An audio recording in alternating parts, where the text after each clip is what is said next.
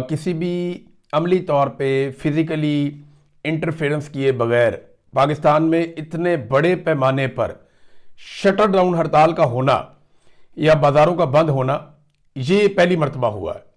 और ये बात मैं नहीं कह रहा, बहुत सारे लोग और भी कह रहे हैं। बहुत ही सीनियर सियासतदान हैं जावेद हाशमी साहब, उनका स्टेटमेंट पहले आप सुन लीजिए। वो ये कहते हैं, आज जो मैंने पहिया जाम हड़ताल देखी वो मैंने अपनी सियासी जिंदगी में पहले कभी नहीं देखी। भुट्टो दौर में हमने पहिया जाम हड़ताल की कोशिश की थी।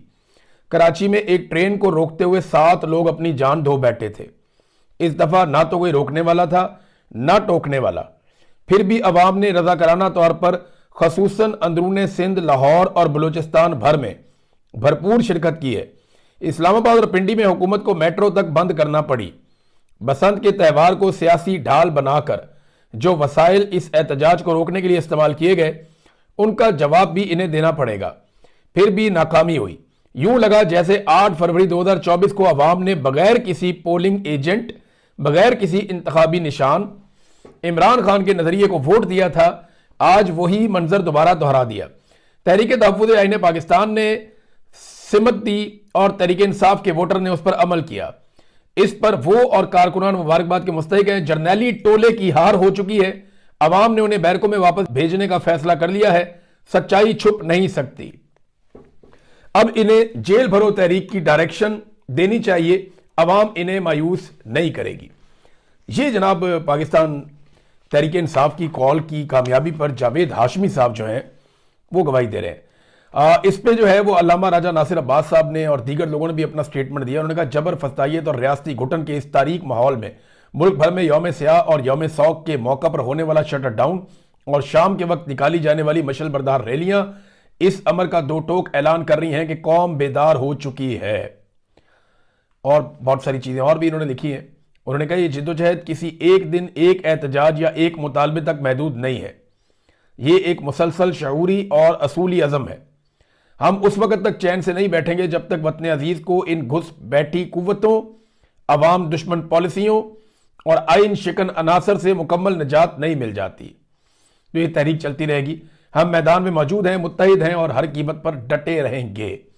ये स्टेटमेंट जनाब अल्लामा राजा नासिर अब्बास साहब का। वज़ीर आला खैबर पख्तूनख्वा सुहेल अफरीदी ने भी इस कामयाबी के ऊपर बात की है कि मैं कामयाब शटर डाउन और पहिया जाम हड़ताल पर तहरीक तहफ़्फ़ुज़ आईन पाकिस्तान में तमाम सियासी पार्टियों को मुबारकबाद देता हूं। मैं तमाम पाकिस्तानियों का शुक्रिया अदा करता हूं कि उन्होंने अपने मैंडेट पर डाका डालने वालों को आज एक दफा फिर पैगाम दिया कि हम इमरान खान साहब के साथ खड़े थे, खड़े हैं और खड़े रहेंगे। आज पूरे पाकिस्तान में लोगों ने अपने दिल से शटर डाउन और पहिया जाम हड़ताल में हिस्सा डाला। और भी इन्होंने बहुत सारी बातें की कि जो टोला मुसल्लत किया गया उसको मुस्तरद कर दिया। इसकी गवाही जो है वो दीगर कुछ लोगों ने भी दी है। जमीयत उलमा इस्लाम फजल रहमान ग्रुप के हाफिज अब्दुल्ला साहब वो गवाही दे रहे हैं कि बड़ी कामयाब हड़ताल थी। बहुत सारी जगहों पे मैंने सहाफियों से पूछा, कई जगह पे ऐसा हुआ कुछ दुकानें खुली, लेकिन ओवरऑल बहुत सारी जगहों पे दुकानें बंद भी हुई। देखिए, अगर आप ये कहें ना कि 50% खुली और 50% बंद हुई, तो इसके बावजूद ये पाकिस्तान तहरीक इंसाफ या अपोजिशन की बहुत बड़ी कामयाबी है, क्योंकि एक दुकान भी बंद करने के लिए उन्होंने डंडे सोटे का या ताकत का या धमकी का या जलाओ घराओ का इस्तेमाल ही नहीं किया। उन्होंने सिर्फ कॉल दी और पाकिस्तानियों ने बंद कर दिया। यह बात बड़ी अलार्मिंग है पाकिस्तान की एस्टेब्लिशमेंट के लिए। बहरहाल बसंत भी नाजरीन खत्म हो गई। बसंत को आपको पता है इसीलिए रखा गया था अर्ली, वरना बसंत नॉर्मली जो है वो मार्च के महीने में आती थी या फरवरी के एंड पे आती थी, लेकिन आगे रमजान भी आ रहा है, लेकिन एक हफ्ता आगे बसंत जा सकती थी, लेकिन नहीं की गई। वजह यही है कि ये चाह रहे थे कि 8 फरवरी का जो एहतजाज है उसके सामने बसंत को लाकर खड़ा करें और बसंत को एक ऐसी चीज के तौर पे पेश करें कि जनाब लोग तो इधर मसरूफ हैं तो कवरेज भी यहां पे हो जाए। इसमें कुछ हद तक कामयाब तो हुए हैं और बसंत लोगों ने मनाई भी है। लेकिन देखें, कोई बसंत मनाए, कोई शादी करे, कोई कॉन्सर्ट में जाए, कोई रोजे रखे, कोई ईद मनाए, कोई कुर्बानी करे, कोई किसी मेले में जाए, कोई मैच देखने जाए, तो इसका मतलब ये हरगिज नहीं है कि लोग इमरान खान को भूल गए हैं।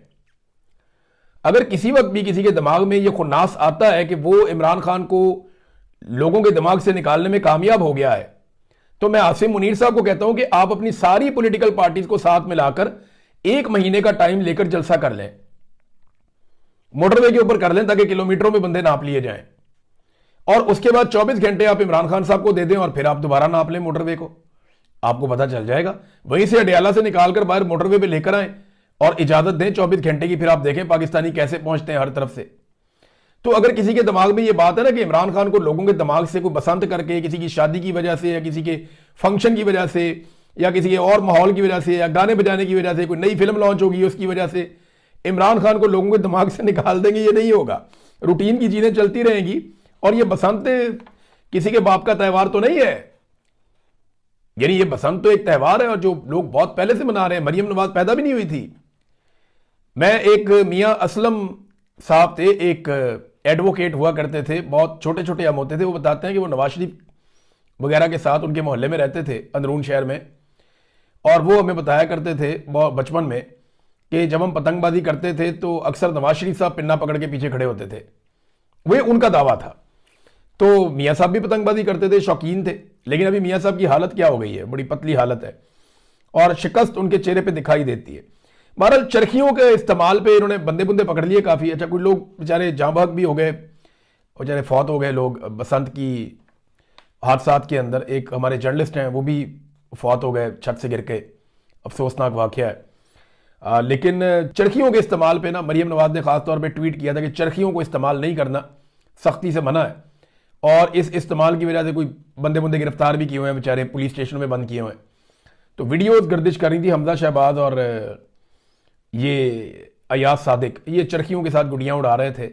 तो यहाँ पे तो नहीं कोई पकड़ता, अमीर आदमी को कोई नहीं पकड़ता, ताकतवर आदमी को कोई नहीं पकड़ता। जो हाथ डालता है गरीब आदमी पे डालता है, गरीबों के बच्चे पुलिस पकड़ के ले जाती है, और तो कुछ भी नहीं है। बहरहाल बसंत खत्म हो गई, अब सोचो आगे क्या करना है, क्योंकि इमरान खान भी वहीं पे है, कौम भी वहीं पे है और आपकी जाली हुकूमत भी वहीं पे है, और कौम अपने मैंडेट का मुतालबा करने वाली वो भी वहीं पे है। तो नाजरीन, अब जबरदस्ती बेचारे दुकानें खुलवा रहे थे। ये मनाजिर तो हमने देखे, लेकिन जबरदस्ती दुकानें बंद करवाने के मनाजिर हमने नहीं देखे। अब पूरे पाकिस्तान में 8 फरवरी 2024 के इलेक्शन पे बात हुई है। एक्चुअली तो कामयाबी ये है ना कि 8 फरवरी 2024 के इलेक्शन पे बात होनी चाहिए थी, लोग उसको डिस्कस करते, तो वो पूरे पाकिस्तान में डिस्कस हुआ है। ऐसा नहीं है कि लोगों ने उसके बारे में बात नहीं की। अब नाजरीन, आज के दिन में भी बड़ी डेवलपमेंट है। एक तो सुप्रीम कोर्ट ऑफ पाकिस्तान में इमरान खान साहब के हवाले से कुछ केसेस लगे हुए हैं और उनकी अपीलें लगी हुई हैं। देखिए, एक तो अपीलें वो हैं जो इमरान खान साहब और उनके वकला या उनकी अहलिया अदालतों में करते हैं कि जनाब हमें आज़ादी दी जाए, हमें गलत सजाएं दी गई हैं, तो वो अपीलें करते हैं अपने फैसलों के खिलाफ। तो वो अपीलें तो लगती नहीं है हाई कोर्ट में, वो तो लगने नहीं देते। डोगर साहब को लाया इसलिए गया गालिबन।